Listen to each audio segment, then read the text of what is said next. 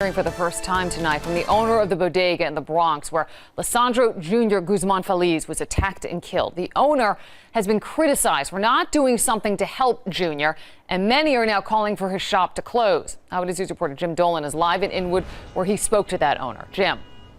Liz, Lisandro went into that store to hide from the gang that was chasing him, the gang members that would later that same day kill him. The owner tells us the child was terrified, and soon the owner was afraid as well. And we spoke to him just moments ago. It was an emotional and tearful conversation with the owner of that store, him telling the story of Lisandro coming into the store, terrified that the gang would catch him.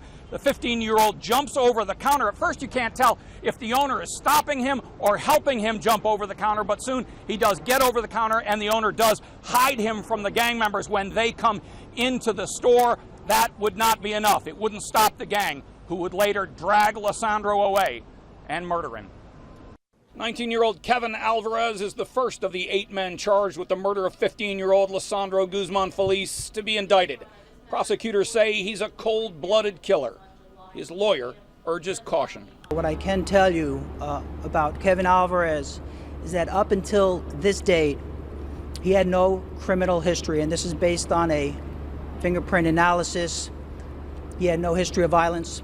Alvarez is one of 8 people charged so far with the savage gangland murder of Guzman Feliz. He died on a Bronx street near his home after being stabbed and slashed by several different people 8 days ago. Before he was hunted down by the gang members, he tried to hide in a store. In an emotional, tear-filled news conference late this afternoon, that owner talked about being criticized for not doing more to help. I remember his face. He was so scared, and I tried to hold it down, and he jumped up. The other people that coming for him, they saw him, he was already there. It's hard to look at. The police commissioner today said the store owner did nothing criminal. Still, people have to be reflective on what their actions were, and maybe they could have done a better job. People are responsible for their own actions. It's a 15-year-old kid. The owner of the store says he did call 911 immediately after the child was taken out of the store. He says he doesn't know what more he could have done, that his life was in danger as well. He could, of course, have just locked the door to his store.